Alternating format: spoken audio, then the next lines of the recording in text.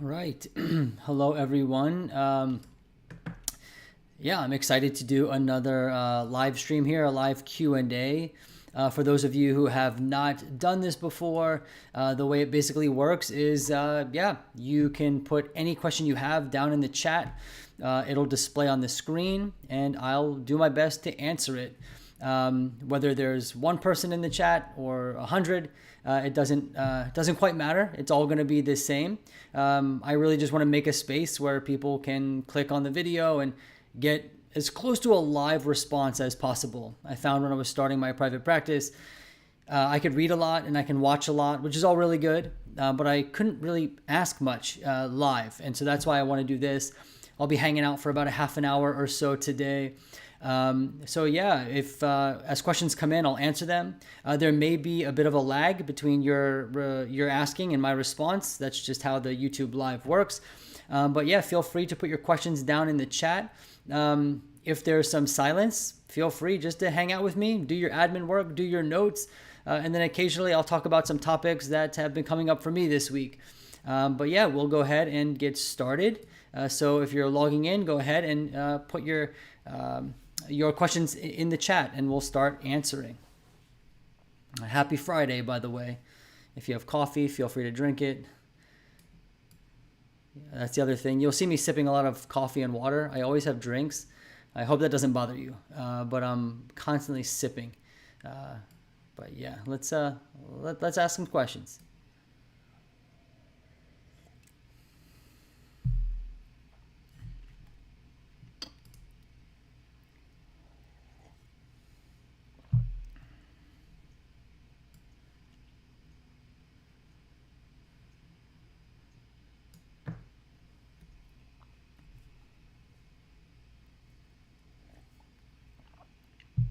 And a couple of things that I was thinking about this week that I think would be helpful for people to know. Occasionally I'll get people asking me about an intake packet, should they buy one or, how much should they cost? And you'll see people selling intake packets anywhere, upwards of like $500, maybe more, a little less. And I want to at least give some guidance on purchasing an intake packet. Now, it is important to have an intake packet that is well written and thorough and, in my opinion, that's been validated or at least authenticated by an attorney. The intake packet is really important. It's something that, it's like your policies, your procedures. It's a contract. It's an informed consent. Now, I got my intake packet from a lawyer who in the state of New York. His name is Bruce Hillo. And I just wanted to share, he'll sell his intake packet for under $100. Now, his consultation fee is obviously higher than that, but the actual intake packet itself, and he's a lawyer and a psychologist, he's selling that intake packet for under $100. So I say that so that people don't go purchasing an intake packet from a non-attorney for like $500. I just want people to be led in the right direction. That's just something I was asked this week or a couple weeks ago, and I wanted to shed some insight on that.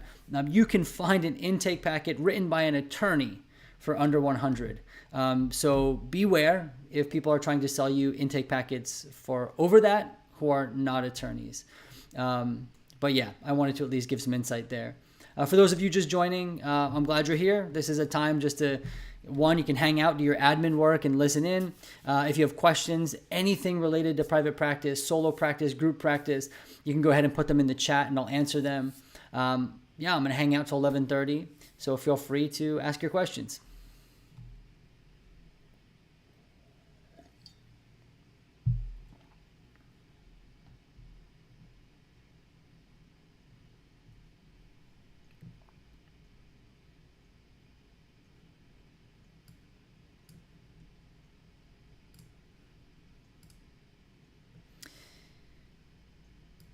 So I currently have a private practice and thinking about a group practice. I'm not sure how to proceed.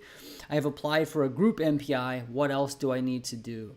So this is a great question, and certainly something that can be overwhelming to think about. How do you go from a solo to a group? And I often found there was a real gap there in information. So hopefully I can help you a little bit.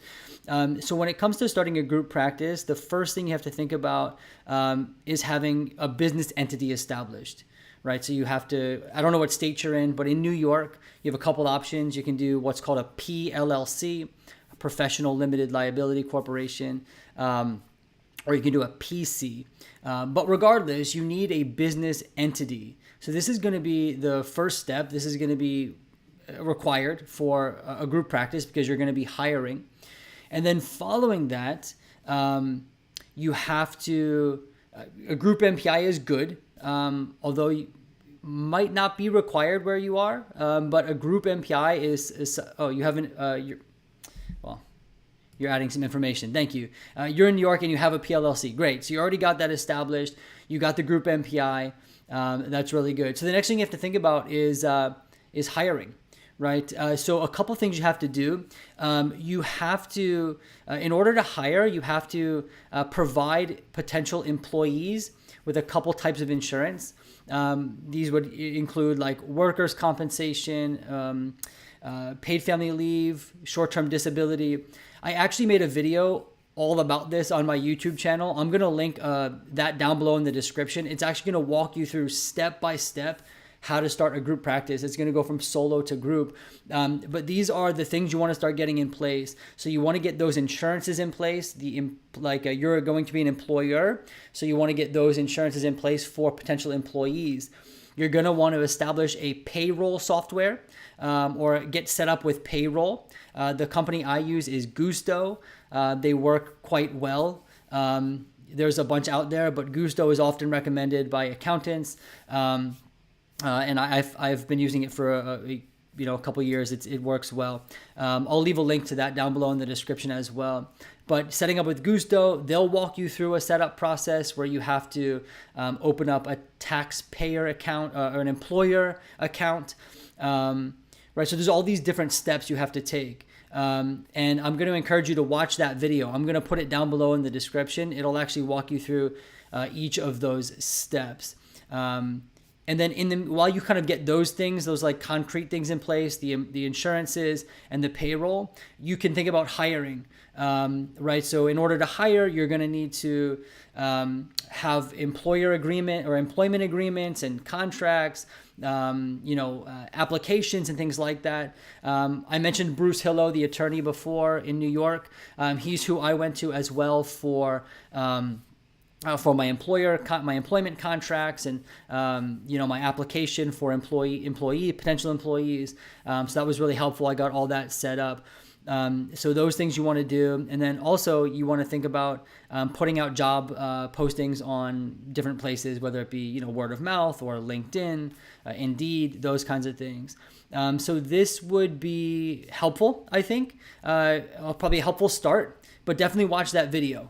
Okay, it's going to walk you through the steps. And if you're interested, in addition to these question and answer kind of things that I do on Fridays and my YouTube videos, I do have a consultation group. This is $25 a month. And inside that group, I actually have a checklist for a group private practice. You certainly don't have to, but the reason why I have a paid consultation group is essentially to provide close to like a business coaching service to people at an accessible rate.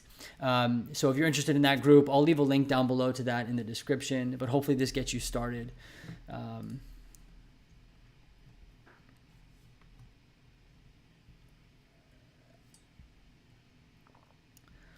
All right, so this is a good question. How to use SEO? The person who did your webpage charges $800 a month for SEO. My webpage isn't getting traffic yet. I don't know much about this and need to research it. Thanks for asking this. This is a great question. SEO is really complicated, and it's a word that's thrown around a lot. And in my opinion, a lot of people make it sound really simple. I've got to build my SEO or just work on your SEO. But a lot of us, especially therapists, we don't really know about SEO. What I've learned, because I'm also working on SEO at the moment, SEO is something that other people, like other professions, specialize in. Now, it sounds like you're working with someone who's charging $800 a month for SEO, and you haven't really seen results. I do know that people charge hefty rates for SEO because essentially what they're doing is trying to get you to rank on Google so that when people search for your specialty or something, that you're going to pop up on search results. And if they're able to do that for you, it's going to yield great results, right? Because now people are going to call you organically. You don't need Psychology Today, this kind of thing. So I'm not surprised at the rate there. But you do want to make sure it's working. Now, as I'm also working with a company, and what they've been informing me is that it does take some time. So it'll take a while to begin to rank. And what they shared with me was that there are different types of strategies as well. So it's going to require, and the company I'm working with, their strategy is essentially to build out a web page, like a landing page for each specialty you have. So for example, if you do DBT, they'll build a landing page for that. And then what they say is that you need to write consistent blog posts each week that relate to that specialty. So you kind of create this web of a landing page and then blog posts. And they say that this will help build your SEO. Now, the other thing I'm learning about SEO is that one, it's very costly, and two, it's never guaranteed. So people have strategies that work or that are effective, but it's never guaranteed. And for a lot of people, the budget is really high. So I'm not sure about this person, how effective they are or what their kind of ratings are, the reviews and things like that. But I can share with you the company that I'm currently using. They are a company, they're called Counseling Wise. Now, I am not finished working with them, so I don't have a real-time review. I cannot speak to the quality of the outcome quite yet. So far, the work with them has been good. I'm just in the process of having my web pages redone and having them help me with some Google ads and things like that. But one thing I like about them is they are typically charging a one-time fee, and they also work with you to kind of help teach you as well. So you can kind of learn a lot from them for like these one-time fees that are fairly reasonable considering SEO and things like that. So you can check it out. It's called Counseling Wise. They're based in Colorado. So that's a place that you can check out. But yeah, I know for a lot of people, SEO is not in the budget, and that's totally understandable. It's super expensive. The good news is that you don't have to start with SEO. I think you can build up a solid practice without it. I've been going quite a while. I have a group practice without any work on SEO. I'm just now dipping my toe in, and it's been okay. I'm at a place where I want to, expand and grow a bit more quickly, which is why I'm dipping my toe in. But don't be discouraged if you can't, pay for SEO at the moment. There are a lot of videos on YouTube and all sorts of resources about SEO. The thing that I found, though, is you do want to hire a professional who can work with you because it is so nuanced. And if you, invest a lot of time trying to learn, you might not have the right strategy. So I definitely encourage you to find someone who specializes with therapists, and SEO. All right. So hopefully that helps point in the right direction. Great questions. SEO is important to talk about. You're welcome. These are great questions, guys. Feel free to keep asking away.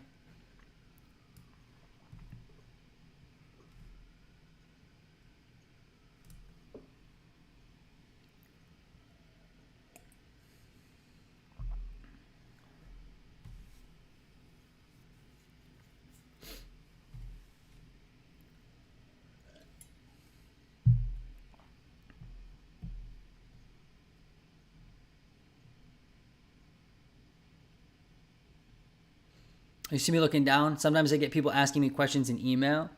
Okay, so I'll answer that later.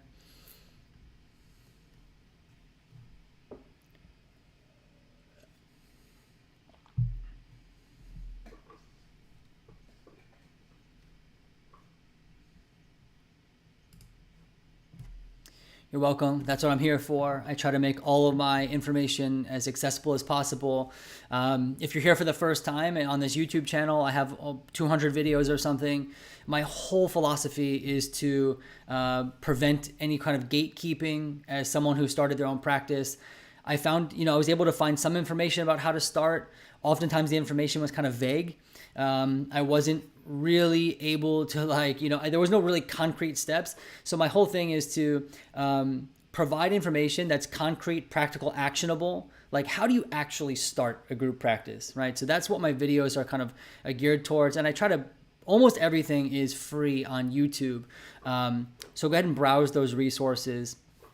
I think you guys will find it helpful. And then if you want more, you want to go deeper, the reason why I made the consultation group is so that people can kind of have access, to me directly. That's a group where I will respond to I'll get those questions and I'll review them personally and I'll respond at length. I just put out a tutorial for my group this week about billing and setting that up in your EHR. So if you want to check that out, feel free. That's down below in the description. At the moment, it's $25 a month. Cancel anytime, no commitment. But you'll find a ton of free resources on my YouTube channel as well. Is your consultation group appropriate for total newbies to private practice? Absolutely. So it's a very small consultation group. I'm not here trying to build a massive audience, but I'm really here to help therapists who want support and help in actually starting a private practice or a group practice. If you're a total newbie, no problem. That anyone can join. Basically, the way it works, you would join the group. You can ask whatever question you have whenever you want, and then I'll review it and respond to it. And oftentimes, I'll make a video. I'll make a tutorial, things like that. So yeah, feel free to check that out. There's a link down below in the description, or there will be. And you can go to my website, MatthewRyanLCSW.com. You'll find out more information there.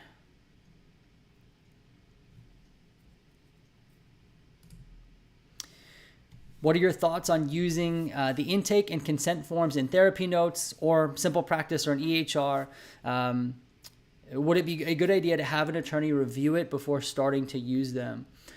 So I'll give you a couple thoughts. I have colleagues who went into private practice who just straight up used the template from their EHR. They went in, they used it. They might have edited it a little bit, but no attorney reviewed it, and that's what they've done. And I think for me personally, I am a practitioner who is very, very, very risk averse. So I want all of my documentation, especially the stuff that kind of has my policies in it, to be reviewed. My recommendation is those are fine to use. I would always have an attorney review it, or perhaps an attorney might even be familiar with the software and say, hey, I've read that, those consent forms before, they're fine. But for me, I'm always looking for the attorney's blessing for those types of things, because if there's an issue, let's say you have an issue with a client or something, and they say, hey, this intake packet says this, and you did that, we're going to have an issue. So I like to have my intake packets reviewed. I don't think the forms in the EHRs are bad, but I would want the attorney to review it. Now, that's me personally. Again, I fall on the spectrum of extremely risk averse, right? And then I have some colleagues that I know who didn't, and they're doing just fine. But I think my recommendation, have an attorney review it. It's better to be safe than sorry.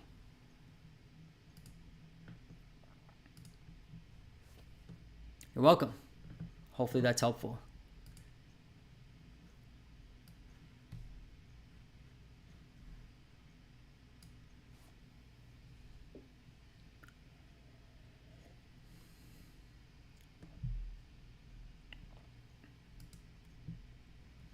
Absolutely. Minimizing risk is always a good idea. And while we're on the topic, a couple of things about consultations with other professionals like attorneys and accountants and things like that. I have found that the consultation fees for example, the two most prominent that I hear about are attorneys and accountants. The fees can be quite high, right? Especially for an attorney, for example, right? Their hourly rate can be really high.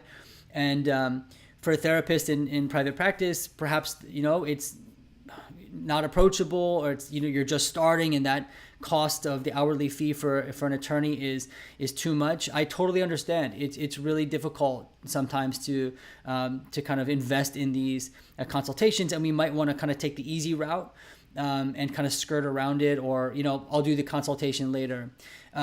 There are a couple consultations that I feel like are really important. An initial consultation with an attorney is crucial in my opinion for exactly these reasons, for kind of verifying your intake packet, just for making sure that you're set up to see your first client. This is going to be crucial, and just kind of running through with an attorney. Now, so I say that because I think that kind of investment into like a single consultation with an attorney before you start, that's like a cost of doing business. Like that would be an investment that's worthwhile.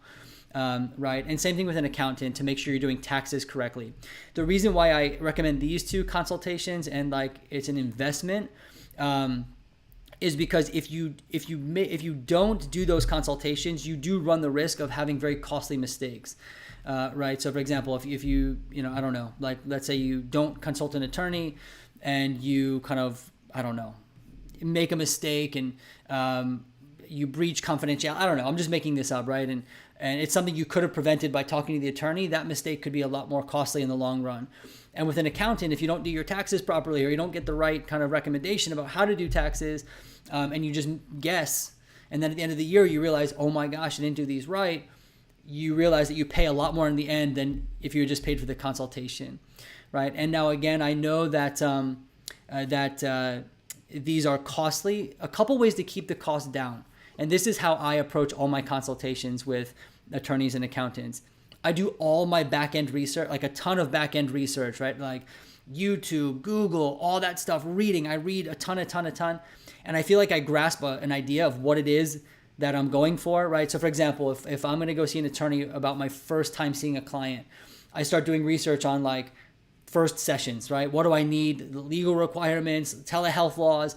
And I try to develop as much as I can an understanding of it, to the point where I feel like I know the answer.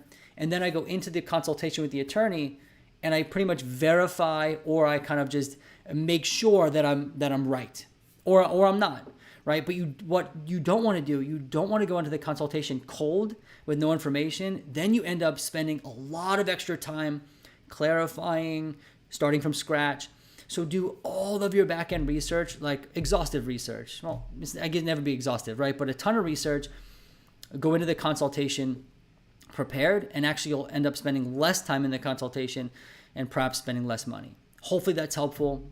I like this topic, so that's why I kind of went off there. Let's see here. All right, thoughts on LegalZoom? I have yet to set up a PLLC. Great question. Let me ask you a follow-up. Are you in New York somewhere? I don't know if you are, but I'm going to talk to that for a second. So if you are in New York, LegalZoom is going to make it sound like you can establish your business entity on LegalZoom.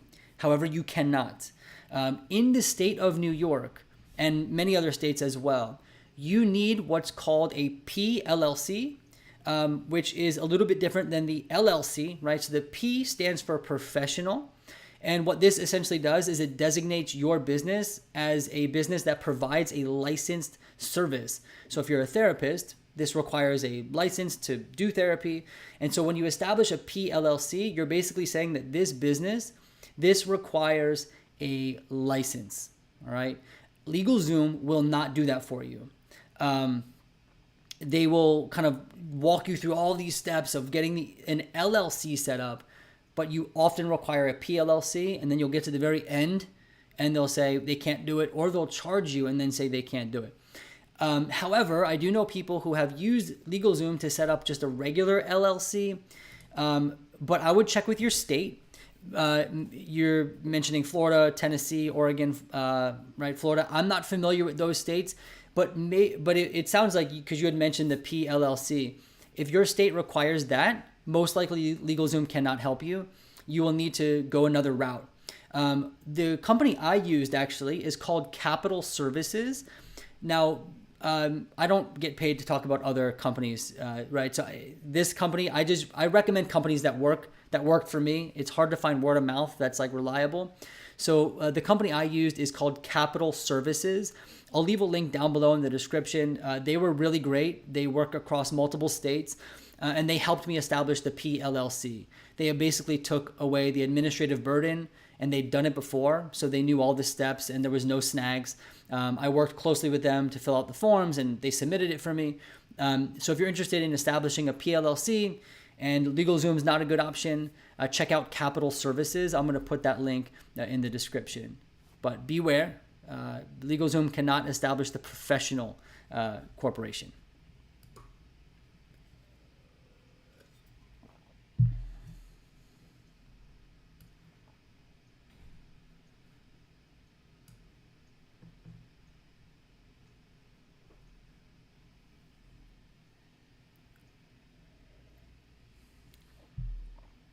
These are great questions.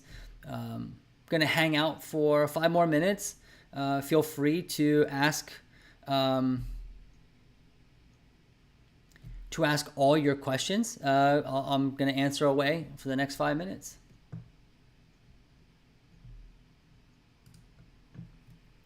Sounds good. And just one word on the consultation group. It's not like a meeting time or place. It's all virtual. So basically you would gain access to a group, and you could just type in questions and go into that group. So it's not like a meeting. It's essentially a community, like an online community, right? It's like that. So if you can sign up at any time and begin participating right away. It's not live, right? So let's say, for example, you join today and you ask a question. I'm going to respond to it, and then you'll be able to read it at any time. So it's kind of like that, just to clarify.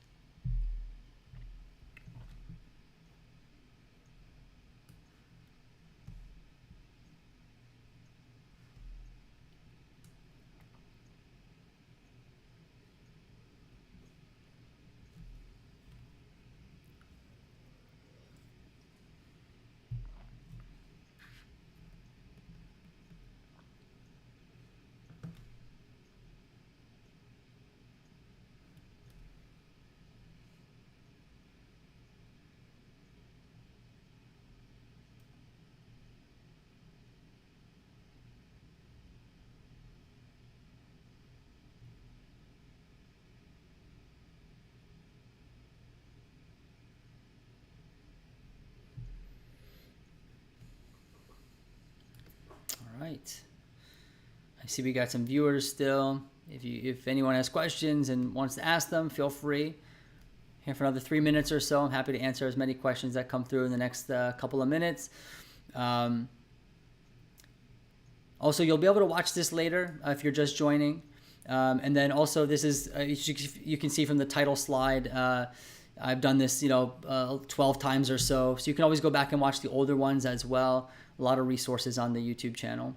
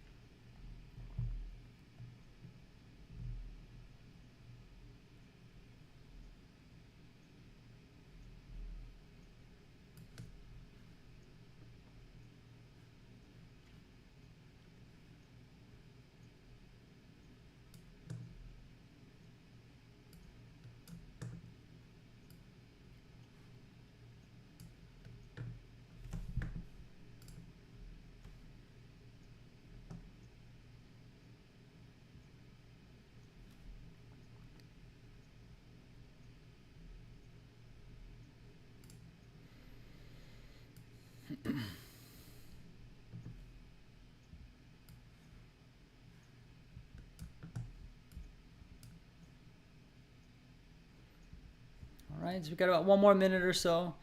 If you have last minute questions, please feel free to put them in the chat. Anything that comes in before 11:30, I'll answer. If not, feel free to email me. You can always leave comments in the video, things like that. I'll get to it. But it's been awesome hanging out with you guys again. I do these every so often, so always stay up to date. YouTube is usually where I'm at. Hope everyone has a good weekend.